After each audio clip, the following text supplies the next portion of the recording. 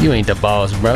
Prices would have to drop 40%. Interest rates are double what they were 4 years ago. Household income would have to go up by 60%. Like if you're going on an appointment and you're not sure if they're going to sell, I need to know. And if you don't know, pick up the phone and call them again. I wanted to ask something, trying to understand motivation better, because I recently found out as I started dipping into non-probate leads that I don't understand motivation that well. Are you going on appointments and then you're realizing while you're there, like, oh, you don't want to do anything? That's part of it when I'm speaking with people and I don't necessarily even know how to properly ask to understand. I have all your questions in here. I have wholesale questions, but it's just like, what's the appropriate thing to ask in the circumstances, and like how to understand like if what they say is like actually true, if to understand if that is really the motivation or that's like a smoke screen. Like how would you rate that motivation? And this is really like a prequel thing, like digging around motivation. So if you think about this, you know how I share with people, like clear the room by room. So I don't leave a room until I'm absolutely certain. So what would be some additional questions? So if somebody says like, yeah, I want to sell. Causes you to want to sell? Oh, well, it's just time. Tell me more about that. I don't know. We've thinking about, we just want like, more space. Okay. Family's growing. What's important about getting more space? We just want everybody to have like the kids to have their own room sort of thing. Mostly for the kids, right? Yeah. What that would do for you personally though? Yeah, I mean, I guess, it would just be nice for them to be able to have it. They're in the same room right now with like bunk beds and stuff. Would that affect your life in any way though? No, I mean, again, we can make do.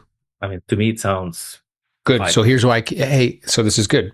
So continue to keep digging in motivation. Is it an option for you to not sell the home and still accomplish your goals? So in other words, do you have capital separate from the equity in the home to be able to make this move happen?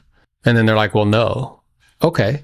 And let's say it's through no fault of your own or mine, just because of market dynamics. If you made a decision to wait to sell, you'd have to wait, years before you could get a price that you felt more comfortable with.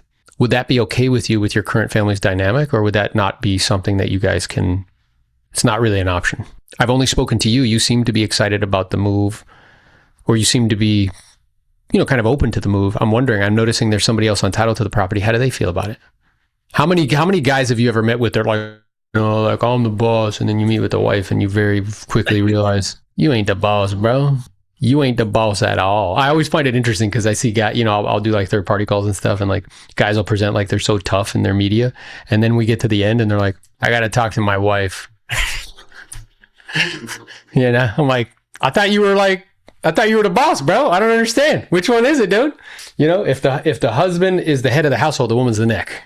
Can't do anything. The head can't do anything that the neck doesn't want it to do. You know what I mean? So yeah, I've only spoken to you. Like, how does your wife feel about it? I'm curious, when it was on the market for sale, did you have any offers? Well, some they were too low. Okay. And if you don't mind me asking, like, what did they come in at? 500,000. Okay, about 500. And I know at the time that was not acceptable to you. At the same time, now that a little bit of time has progressed, and I'm sure you've seen like what's happening in the marketplace through no fault of your own or mine, and you've probably seen some homes that have sold and closed most recently in your neighborhood. If somebody made you that offer again, do you think you guys would consider it? Well, my house is so much better. Those that sold is not that good. We have like very fancy fans. Yeah. And doorknobs? Yeah, doorknobs. Yeah, listen, I appreciate that. And fans and doorknobs are great. And what I'm also aware of, as you know, I don't need to tell you what something's worth, is what somebody's willing to pay for it. And through no fault of your own or mine, seems like the marketplace has been showing us somewhere around that number. I'm not suggesting exactly at that number, but somewhere around that number seems to be reasonable. So I guess I'm curious, if you knew that through no fault of your own or mine, if you made a decision to wait in hopes that you could get more money, that you'd have to wait years before you could sell it again at a price you felt more comfortable with, would that be okay with you? Well, not years. Okay, so when you said waiting, you were thinking that it would kind of be like months, or what were you thinking? Maybe like few months, maybe like a year at the most. Okay, so let's look at this together as a team, because if it makes sense to wait, great. Like, sounds like that's no problem. And, you'll do that. At the same time, if we can deduce together as a team that the probability of waiting and you equaling getting a lot more money is pretty small, then perhaps you may need to reassess the approach.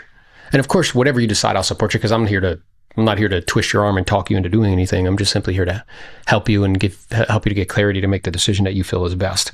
So what I'd like to do is go over some of the market stats, right? Because everybody has an opinion. At the same time, the stats don't lie.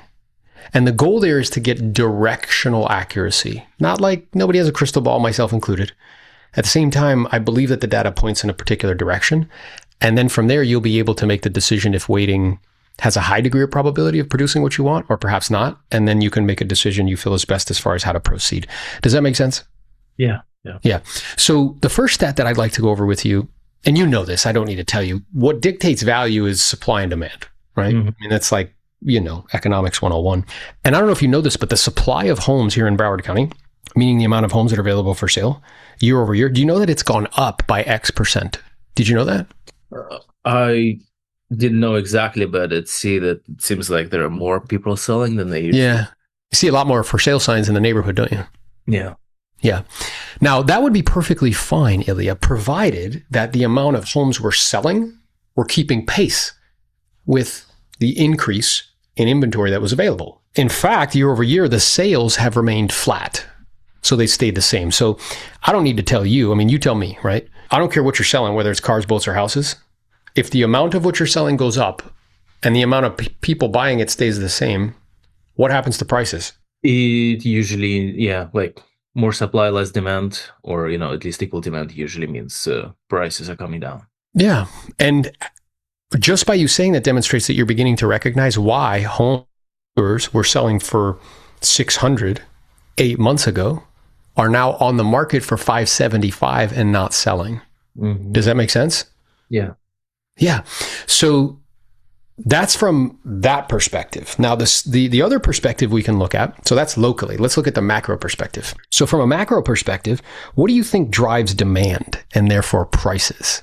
Is it what people want or is it interest rates? Oh, yeah, the interest rates. And I don't know if you know this, but interest rates are double what they were 3.5, 4 years ago. Did you know that? Yeah. It's like 6-7%. That's right. And what's fascinating to me is that I don't know if you've heard in the news that they lowered the Fed funds rate probably 5 times in the last 18 months. Have you heard that or saw that? I thought they kind of came down. Yeah, well, here's what's really interesting is the net effect that they've had is they've come down a little bit, but they're still over 6%. So still double of what they were 3 or 4 years ago. Did you know that? Well, yeah. Yeah.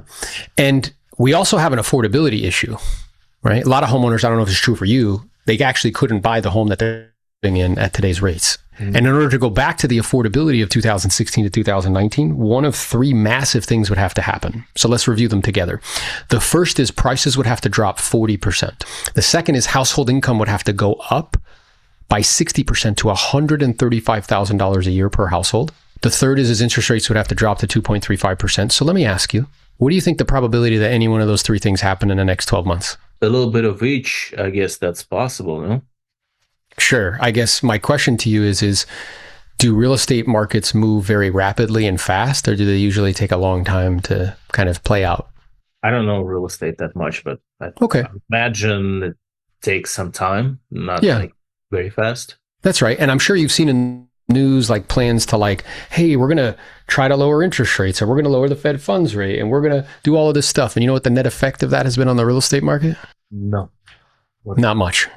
Because we're still here having this conversation and the marketplace still hasn't responded in a favorable manner. Yeah. Does that make sense? Yeah. So here's the question I have for you, whether it's me or anybody else. I know you shared with me that your goal is to get more space for the family. You shared with me that if you waited, like you're thinking waiting short term. Does it seem like, based on the information that we've reviewed together as a team, both locally with market stats and also macroeconomically in terms of interest rates and what's going on in the world geopolitically and all that other stuff, does it seem like a realistic expectation to a matter of months or a year that you'd be able to get substantially more money for this property than what you could today? Not a month's thing. Yeah. And to be clear, my intention isn't to be right. Instead, my intention is to just share with you information so that way you can get clarity and make the decision that you feel is best. So do you think it's in your family's best interest to wait or to proceed with getting it back on the market and getting it sold? Yeah, I mean, we want for the kids to have their own room. It's a son and a daughter. They're too old to share their room. I agree. Yeah. And, they deserve that and you deserve it. So with that being said, can I make a suggestion? Yeah. And then I go into a closing sequence. So what are you aware of as I run through that? Whatever you say is fine. Well, you helped to self-discover the motivation, I guess. And keep digging, keep digging, keep digging. Yeah. So you're doing well. Like your questions were pretty good, but they're still like in a way topographical. Like I want you to get to the meat. Like, is it an option for you to not sell this home and still move? Do you have capital And my intention in asking this question is not to be nosy, just to see if I could give you any information that could be helpful or useful. Do you have capital separate from the equity in this home to be able to accomplish what you want? When you say wait, were you thinking months, like short-term waiting, or were you thinking, hey, if I had to wait 3 to 5 years, that would be perfectly fine? Only spoken to you. You seem to be like moderately excited about the move. I see there's somebody else on time. Oh, my wife really wants to move. Wow. Well, it seems like there's a little bit of friction based on what you described. She may be a little bit more motivated than you. How do you see this playing out? Remember this, like write down, remember the sequence, and that's something along the lines of that would probably can be used in most situations. Yeah, most situations. That's exactly right. And just keep fleshing and fleshing, because if you find yourself, and when you hang up, let's say you hang up the phone and you feel like the question you'd be asking yourself, do I know with certainty, like 90+% certainty, I know exactly why they're moving, I know exactly what their motivation is it not an option for them to not sell the home and still make the move happen? And if you don't know that, you need to pick the phone back up and ask them more questions. And again, make sure that you couch that with like a softener. So my intention in asking my next question is not to be nosy, just to see if I could give you any more information that could be helpful or useful to you. Don't view this as being pushy or whatever, or when you go to a physician, like, bro, they ask you questions, they pepper you with questions because they need to know for me to be able to serve you. And that's how I would view this. So yeah, particularly in the environment that we're in, nothing will cause like inefficiency and discouragement more than going on unqualified appointments. Where like in probates, the motivation is like implied, it's implicit. Yeah. Where here, like you gotta, if there's not like death, divorce, job relocation, wound assisting living facilities, like that sort of thing, I have to be diligent in asking questions until I can say with certainty, I know that they're gonna sell. Like if you're going on an appointment and you're not sure if they're gonna sell, I need to know. And if you don't know, pick up the phone and call them again. The CEO's job is where to allocate capital, human and financial. See, a lot of agents get caught in this trap of where they view real estate as just a mechanism to raise cash to fund their life, like personal life. You're using the cash to build a business.